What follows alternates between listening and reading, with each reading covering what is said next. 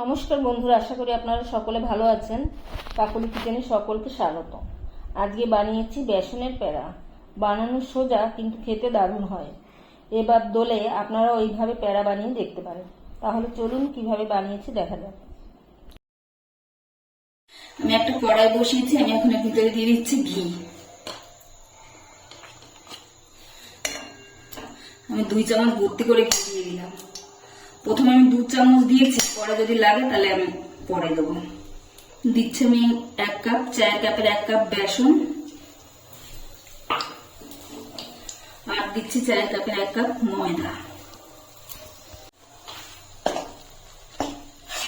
গ্যাসের ফ্লেমটা লোতে রেখে আমি এখন ময়দা আর বেসনটাকে ভালো করে ভেজে নেব। ঘি আর বেসন আমি একসঙ্গে মিশিয়ে নিয়েছি। এখন দেখুন, দেখে মনে হচ্ছে মানে শুকনো শুকনো। পরে আস্তে আস্তে ভাজতে ভাজতে যখন ঘিটা ছাড়বে তখন অনেকটা নরম হয়ে যাবে, তখনই বুঝতে হবে ভাজা হয়ে গেছে। আমি এখন নেড়েই যাচ্ছি, তারপর ভাজা হয়ে গেলে আমি দেখাবো। 4-5 মিনিট ভাজার পরে দেখুন বেসনটা কেমন নরম হতে শুরু হয়েছে। এখনো আমার ভাজা হয়নি, এখনো ভাজবো আমি।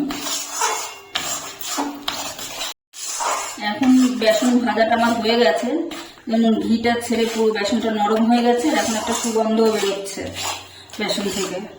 এখন আমি গ্যাসটাকে অফ করে এটা অন্য একটা পাত্রে নামিয়ে দিচ্ছি। বেসনটা আমার ঠান্ডা হয়ে গেছে। এই যে আঙুল দিয়ে আমি দিয়ে রেখে দিতে পারছি। উষ্ণ উষ্ণ গরম আছে, একদম হালকা গরম আছে। এই হালকা গরম অবস্থায় দিতে হবে। এইখানে আমি 10 টাকা দামের 1 প্যাকেট গুঁড়ো দুধ নিয়েছি, গুঁড়ো দুধটা দিয়ে দিচ্ছি। 1 কাপ চিনি আমি গুঁড়ো করে নিয়েছি, চায়ের কাপের 1 কাপ চিনি আমি গুঁড়ো করে নিয়েছি। চিনির গুঁড়োটাও আমি দিয়ে দিচ্ছি, আর দিচ্ছি এলাচের গুঁড়ো। এখন আমি সবকিছু একসঙ্গে মেখে নেব। ভালো করে মেখে নিয়েছি। এখন কিছুটা নিয়ে একটু গোল করে নিচ্ছি, গোল করে নিয়ে একটু চেপে দিচ্ছি। এইভাবে প্যারার মতন করে বানিয়ে নেব। আর একটা নিচ্ছি, ছোট বড় আপনারা আপনাদের পছন্দ অনুযায়ী নেবেন।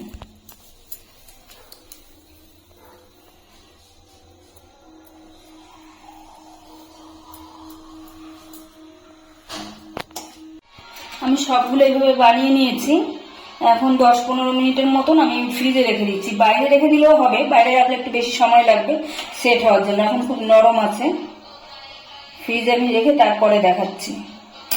আমি এখন ফ্রিজ থেকে বের করে নিয়েছি, প্যাড়াগুলো আমার সেটও হয়ে গেছে। এখন আমি একটু দেখার সৌন্দর্যের জন্য একটু উপর দিয়ে সিলভার ফয়েল দিয়ে দেবো।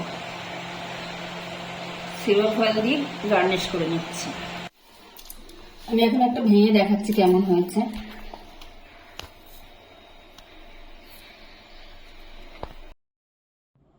রেসিপিটি বানানো তৈরি হয়ে গেছে। ভিডিওটি যদি ভালো লাগে তাহলে একটা লাইক করবেন, সাবস্ক্রাইব করবেন এবং কমেন্টে জানাবেন কেমন হয়েছে।